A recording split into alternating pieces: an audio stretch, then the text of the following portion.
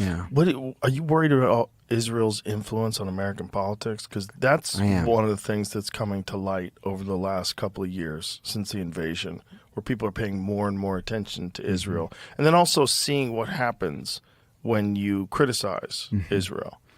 They are very quick to primary elected officials who criticize Israel, and usually they'll win those primaries. AIPAC is very well funded. It is very, very well organized. It's the gold standard of lobbying organizations.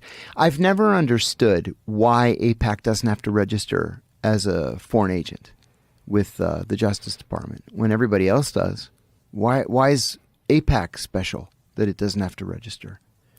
You know, back in 2008, I guess it was, I won a very small contract to write, it was like 6 op-eds for the Abu Dhabi Chamber of Commerce. And it was because I was going to write op-eds that supported American business in Abu Dhabi, right? So I had to go on FARA.gov, FARA.gov. It's the Foreign Agents Registration Act. And there's a form there. And I said, yeah, I took, I won this contract. It was like $30,000 to write these 6 op-eds. And the source of the income is the Abu Dhabi Chamber of Commerce. And here's my name and my address and my phone number. Enter. Done. I registered. So if you're doing something, anything, on behalf of a foreign government, you have to register. Except if you're AIPAC. And I just don't understand that. That seems so insane. And whenever you see like just dozens of senators and congresspeople going over to Israel, you're like, oh man, my very first week in the Senate Foreign Relations Committee staff, these lobbyists came in. It was a parade of lobbyists all the time. Every day they're coming in asking for something. So these 2 guys came in, could not have been any friendlier. Hi, welcome to Capitol Hill. I said, oh, thanks. It's not my first go-round. I've worked on Capitol Hill before.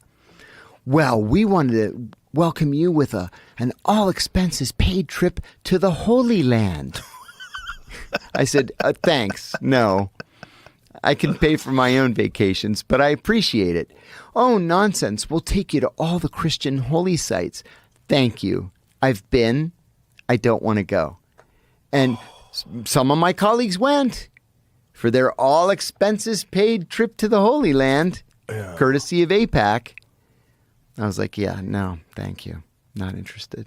Yeah, and that's just the beginning of it. That's nothing compared to helping out your campaigns. Well, I'll tell you, I tell this story a lot, but I think it's appropriate here. I had been at the agency for 2.5 months, maybe. About 2.5 months. And I was told to give my very first liaison briefing. So this is going to be the Israeli Mossad and Shin Bet. And I was going to be one of about 8 analysts, and I was the most junior, so I would go last.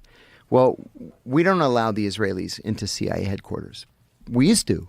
But every time they would come, they'd say, hey, we brought gifts. Here's a gift for you. And it's all packed full of listening devices and batteries. And every one of them? Every one of them. And we'd say, you guys, you can't come back here every single time and try to bug our conference rooms. What'd they say to that? Oh, sorry. Well, we're not sure how that happened.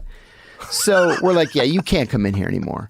So we rent an office where we meet the Israelis off campus. Wow. Yeah, because you just can't trust them. So that is so crazy. We go to this briefing, and it's just 2 people. It's a woman who was the Mossad officer and an older guy who was the Shin Bet officer. So because we were all overt, we were giving our true names.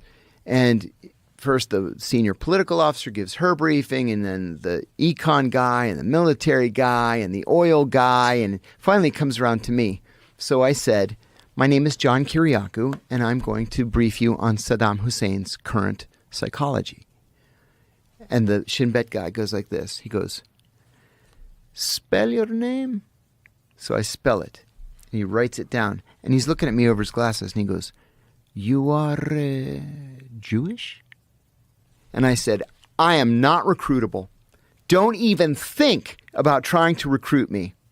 Afterwards, I was furious. I went back to the office. My boss said, how did it go? I said, that son of a gun, Shin Bet guy tried to recruit me. Everybody started laughing. I said, why is that so funny? And he said, they've done that to every single one of us. It's like they can't help themselves.